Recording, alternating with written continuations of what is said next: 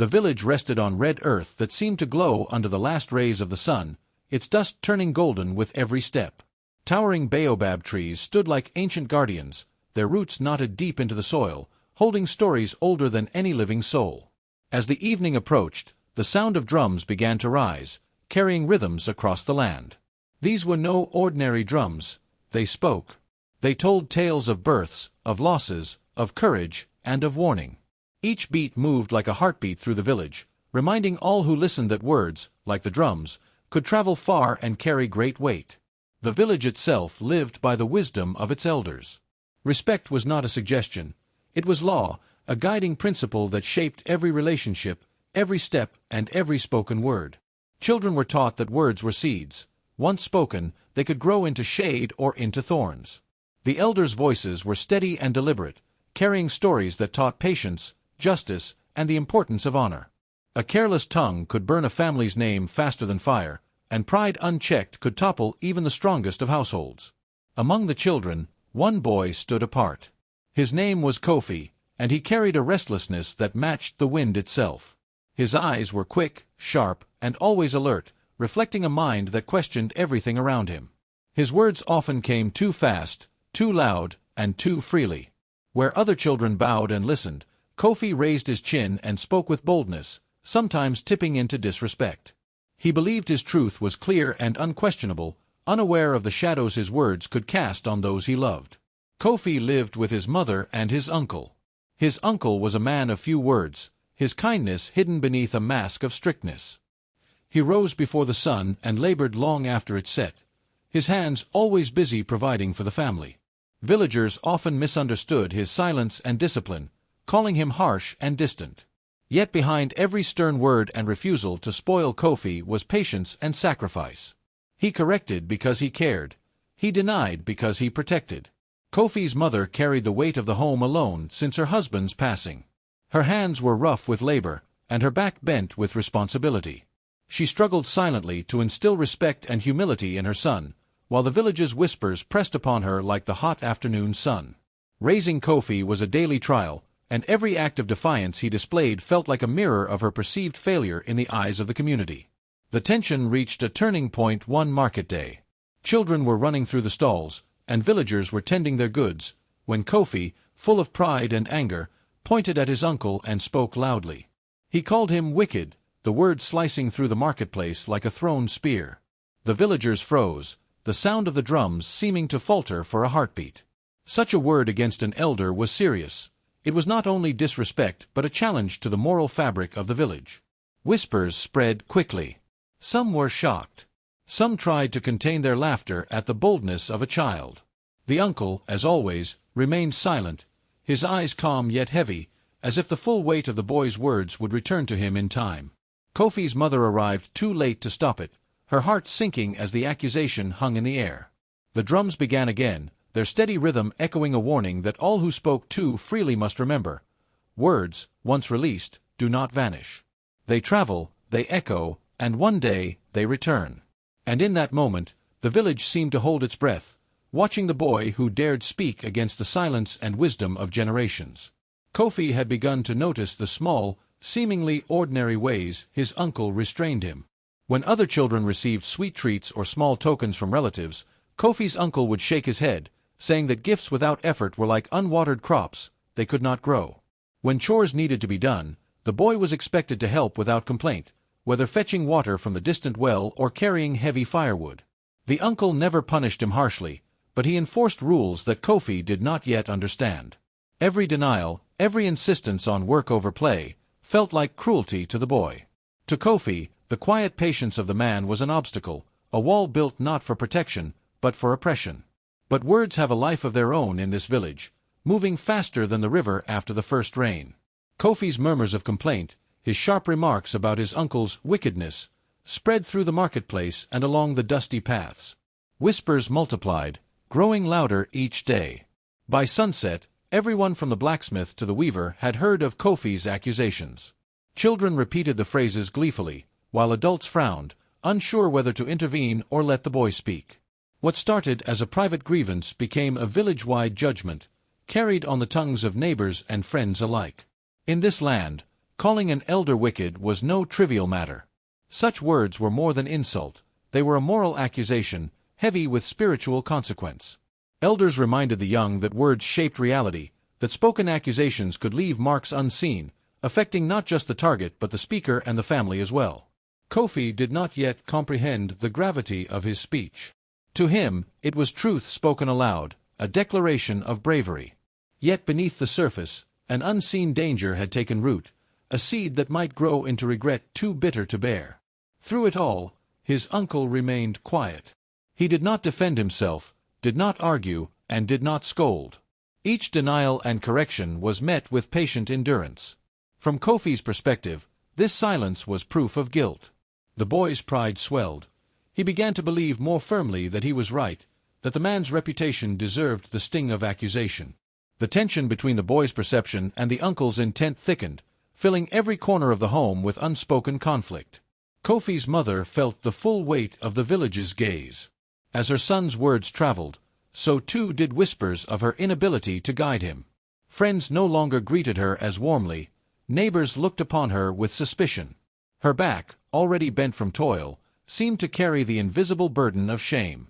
Each glance from the villagers pressed on her heart, reminding her that honor, once questioned, was fragile and difficult to restore. She tried to speak to Kofi, to temper his pride with gentle reasoning, but the boy's confidence was unyielding, and the words fell on ears unwilling to hear. At night, when the village grew quiet and the firelight flickered across mud walls, conversations moved in hushed tones.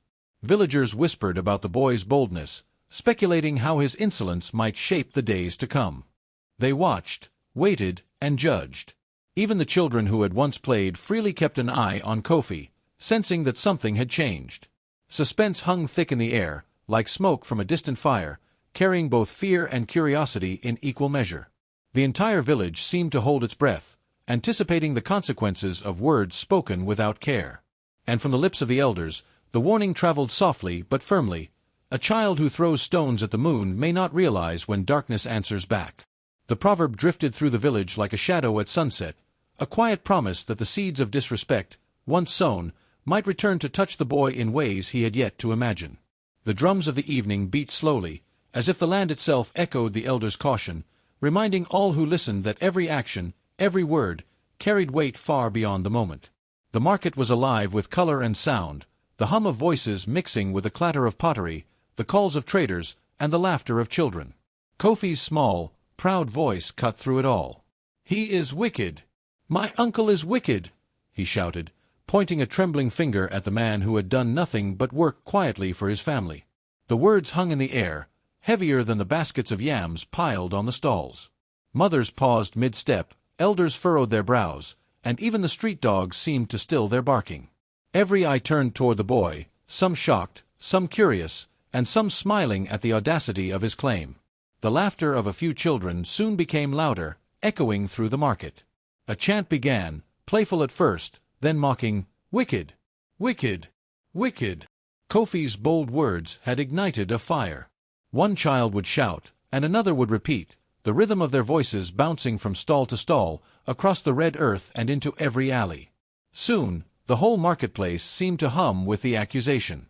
By the time the sun touched the rooftops of the distant huts, Kofi's words had traveled farther than he could imagine, becoming a story the village would whisper for days. Through the throng, the uncle walked in silence, each step measured and steady. The stones of words thrown by his nephew did not break his pace. He kept his eyes down, his hands busy carrying bundles of goods for the family or tending the small debts he owed others. Though whispers followed him, though children's chants ricocheted against his back, he chose not to strike back with anger. His calmness was a shield, invisible yet strong, and it puzzled the boy more than any scolding could. At night, behind the mud walls of their home, the uncle's labor continued unseen. He placed food carefully on the table, counted coins to cover the boys' school fees, and repaired torn sandals while no one watched. His acts of protection and sacrifice left no mark on the marketplace, no applause or notice, yet they ensured the family's survival. Every quietly prepared meal and every hidden provision was a testament to patience, love, and endurance, carried out without expectation of recognition or praise. Kofi, however, could not see beyond his own anger and pride. To him, the uncle's silence was weakness, proof that he had been hiding wickedness all along. Every act of quiet care was twisted in the boy's mind into proof of guilt. He saw shadows where there were only hands helping, and thorns where there were only lessons patiently sown. The more the uncle endured without protest, the more Kofi felt triumphant, convinced that he alone had discovered the truth. With each passing day, pride grew in Kofi's heart like a thorn bush in the dry season, sharp and unyielding. He carried it to the market, to the fields, and into the eyes of his mother, seeing himself as a brave soul standing against injustice. The world, as he imagined it, was now divided into the righteous and the wicked, and in his mind he had already taken his place among the courageous. The village, however, began to feel the ripple of his words. Some villagers whispered to each other, nodding in agreement with the boy's claims, their eyes dark with suspicion. Others, who knew the uncle's quiet strength, shook their heads in disbelief, defending the man they had long respected. Shops and paths became battlegrounds of opinion, with heated discussions at the well and in front of market stalls. The harmony of the community wavered as one child's words divided elders, neighbors, and friends, leaving a tension that settled over the red earth like a thick, unyielding fog. The whispers began softly, drifting like smoke through the village paths, but soon they clung to walls, doors, and ears. The family name, once spoken with respect and honor, now felt heavy under the weight of suspicion. Each mention of their home carried a twinge of judgment, and villagers exchanged knowing looks as they passed. Mothers tugged children closer, elders shook their heads in quiet disapproval, and shopkeepers spoke in half-words that hinted at scandal. What began as the bold voice of one boy had grown into a torrent, dragging the family's reputation through the dust, leaving footprints of shame on every corner of the village. The boy's mother felt the cold shift of the village's attention like a tangible wind. Where greetings once met her with smiles and nods, now there was silence, broken only by wary glances. She walked along the narrow red paths, carrying bundles of food and water, noticing how fewer hands lifted in welcome and fewer voices offered friendly chatter. Each step felt heavier than the last, burdened not only by the weight of her chores but by the quiet disapproval that shadowed her. Her heart ached with a shame that belonged to no child, yet seemed hers to bear. Quietly, the weight of blame pressed upon her shoulders. Neighbors whispered of failure, suggesting that a mother's duty to teach respect had been neglected.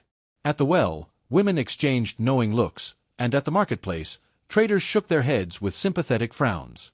Though no one spoke aloud her guilt, every gesture, every sigh, every subtle glance whispered the same message. The boy's disrespect was a reflection of her failure. She could not defend herself without raising more questions, and the silence became a cage she could not escape. One evening, gathered under the flickering firelight, the elders spoke words meant to echo through the hearts of all who listened. "The tongue can burn what fire cannot," they said, their voices firm yet tinged with sorrow. "A child's words can shatter walls that years of care have built." Their warning carried beyond the hut, carried across the village, reminding everyone that the power of speech could harm more than any blade or storm. The mother listened, feeling the sting of truth, knowing the lesson was for both her son and herself. Meanwhile, the uncle's sacrifices went unseen by all but the shadows that followed his quiet steps. At dawn, he rose to toil, tending fields, fixing fences, and running errands that went unnoticed. At night, he placed food on the table, counted coins for school fees, and mended torn clothing, all without seeking praise or recognition. His hands bore calluses, his back ached, but the work was done for love, for duty, and for the future of the boy he had vowed to protect. Hunger touched him only in the moments he denied himself a meal to ensure the boy ate. Rest came rarely, for each day demanded more labor than the last, and yet he endured, silent and steadfast. He carried burdens that no one else saw, a quiet armor against the whispers that surrounded his family. Each step was a shield, each act a lesson in patience and selflessness. The village watched the boy's audacity, but the depth of the uncle's endurance remained a hidden truth, whispered only in the wind and in the rustle of the baobab leaves. Even as the boy hurled insults and the mother carried shame, the uncle shielded the child from storms he could not yet see. Harsh lessons, cruel peers, and the bitterness of early disappointment were softened by his careful interventions, always invisible, always protective. The boy believed the silence was weakness, never realizing it was the strength of love and foresight. In the quiet moments, as he walked past the family hearth or through the fields under the setting sun, the uncle's unseen labor wove a safety net around the boy, even while the world whispered of wickedness that did not exist. The uncle's silence was not born of guilt, nor of anger, but of a patience carved over years of hardship and guided by the wisdom of ancestors. Every unspoken word carried the weight of experience, each measured glance reflecting a tradition that valued restraint over reaction. In the quiet moments when the village slept beneath the whispering baobabs, he moved among his family not as a figure to fear, but as a silent guardian, his acts of love hidden beneath the surface of discipline. He bore insults without return, understanding that the lesson of life often required endurance more than argument.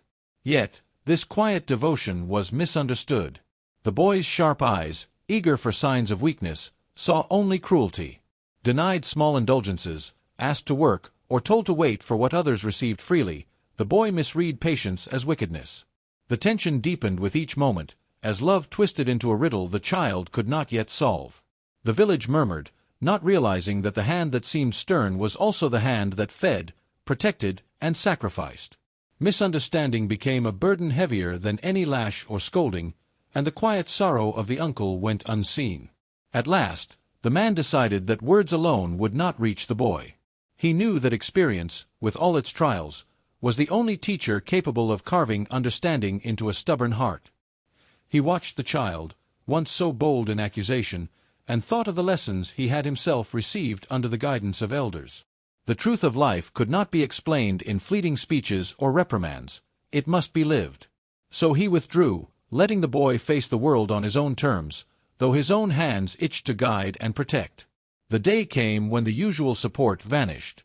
Coins for extra supplies were no longer provided, meals appeared only when the boy sought them for himself, and the gentle interventions that had softened every challenge were absent. The boy, noticing the sudden absence of aid, felt a surge of triumph. "I am free," he thought, exulting in the sense of power that came from being unbound by what he once called oppression. No one now corrected him, no one now guided his steps, and for the first time, he believed that his words had conquered authority. Yet freedom, when untempered by guidance, became a subtle snare. Tasks that once seemed easy now revealed hidden difficulties. Without instruction, missteps multiplied. Without discipline, his pride led him into recklessness. The boy began to feel the weight of choices he had not yet learned to bear. Life, previously softened by the uncle's hidden hands, now demanded decisions that were harsh and unforgiving. The very liberty he celebrated became a silent trap, an unseen lesson that patience and wisdom had always sought to teach. The uncle remained, as ever, calm and observing, knowing that the boy's path, though perilous, was necessary. In the quiet of the evening, beneath the fading light that danced upon the red earth, the lesson had begun. And though the boy celebrated his newfound freedom, the seeds of understanding were quietly sown, waiting for the storms that only experience could bring. The village watched in silence, the kind of quiet that hums with anticipation. Elders leaned on their carved staffs, eyes narrowed, listening not just with ears but with the memory of generations. Mothers hushed their children, knowing the boy's journey was now guided by the unseen hand of life itself. Even the market, usually alive with shouting traders and clanging metal, seemed to hold its breath. There was a shared understanding among the villagers. Truth cannot be forced, it must reveal itself in its own time, and the lessons of life, however harsh, are carried in the heart. At school, the first signs of struggle began to appear like cracks forming in hardened clay. Lessons that had once seemed simple now tangled in his mind. He failed to copy words correctly, fumbled through arithmetic, and his sharp tongue that once challenged the household now drew frowns from teachers. Friends who had laughed alongside him began to distance themselves, wary of the boy whose pride had been unchecked. The same hands that had guided him subtly were absent, leaving him to navigate a world that now demanded discipline he had never fully learned. Without the uncle's quiet protection, some friends revealed themselves as tricksters. Older boys, sensing opportunity, deceived him, stole his small possessions, and led him into petty trouble. Their laughter was sharper, their taunts heavier, as the boy realized that not all companions were loyal. Each deception left him more confused, each lie more bitter. He had once believed freedom meant power, yet power without wisdom is a fragile shield. Punishment, once tempered with understanding, now fell more severely. Teachers, without the uncle's interceding voice, administered harsh reprimands. Elders who might have gently corrected his faults now spoke in firm, stern tones. The boy flinched under the weight of each judgment, unprepared for consequences that had always been softened by invisible hands. Every reprimand chipped away at his pride, yet his stubbornness resisted the lesson that discipline was an act of love, not cruelty. At home, hunger knocked where provision once lived. Meals were fewer, and the warmth of a well-prepared plate disappeared.